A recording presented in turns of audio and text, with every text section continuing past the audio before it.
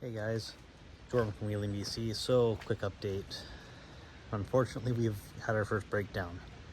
I believe we broke a axle bearing and seal. So I'll show you guys roughly why. I'll drop a picture in here. I gotta pull it apart, put it on jack stands tonight, and hopefully solve this issue this weekend.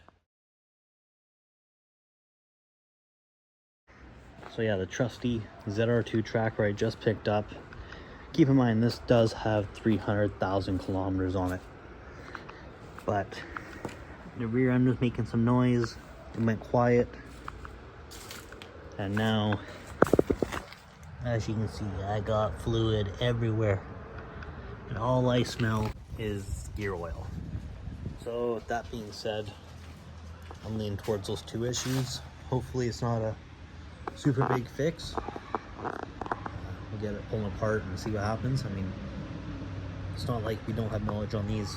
As I said in the previous videos, we got two sitting in the driveway right here. Lifted XL7 two-door. I believe this one's for sale right now. And then we got the green one up behind the big dog statue, and that little guy right there, the platinum. So goal is to make this a quick and easy, cheap repair, get it back on the road. I did get something, and once it shows up here, I will give you guys a quick video on that and give you a little idea on what I have planned for this. So, for an example, we have my wife's Yukon XL7 here. She's running a 2-inch body. You can see the front bumper's got a gap. And we got a 2-inch spacer lift in this. This one's a 2.5 suspension, 2 body.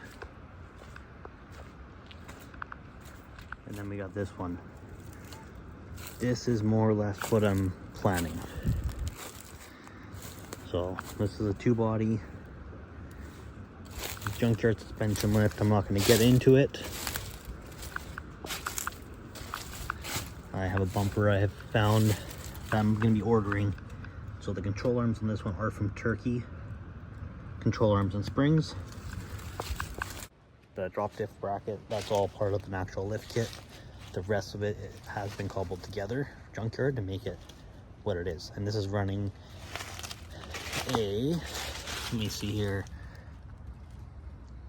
Wrangler Goodyear Duratrack. It's upside down here. 265, 75, 16. And when we've taken it out, we've had no issues with that setup. This one has been 2.7 swapped. So if you know anything about Suzuki's, you got your 2 liters. Sorry, like I said before, I think it's a 1.6 or something like that. 2 liter, 2.5, and 2.7.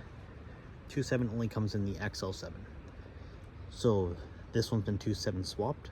And when and if the 2.5 dies, you know I'm going to be doing that as well. Get a little more out of it. Easy swap. We know what we're doing with it. Get done in a weekend probably. Unlike the Sonoma, that took me 3 months. So I will keep you guys updated on the tracker and talk to you later. Alright, so the package actually just showed up here a little while ago. I had a good friend drop it off, and I'll show you guys here what it is. So about 15-20 minutes after I filmed that, this actually showed up here in a box for me. So this is the 2-inch body lift for the Chevy Tracker. Yeah, all your body mounts, your ad support mounts, the hardware, and the gentleman that makes this stuff is very good quality. We're running his lift in all our vehicles. So we got them in every vehicle that's lifted for us for the Suzuki's. Good quality, nice guy, and I mean, we have no complaints about the product itself. It works out great for us. Never had an issue. Easy to install in these, and you get just that much more lift, a little more tire size you can put in them. And for a small vehicle, you need that. So there's your update. We got a 2-inch body. Next is I gotta figure out suspension, what I want to do, how big I want to go, how wide tires I want to go, how much tire size I want. Do I want to get control arms that push front end forward? Do I want to go crazy forward with them with different control arms? Do I want to just do straight junkyard? I don't know yet. I gotta figure that out. But like I said, I'm thinking about doing a copy and paste on the green one. So might change a couple small things on it, and from there we will make more content on the tracker. And yeah, so until next time, I'll leave you guys with that and enjoy.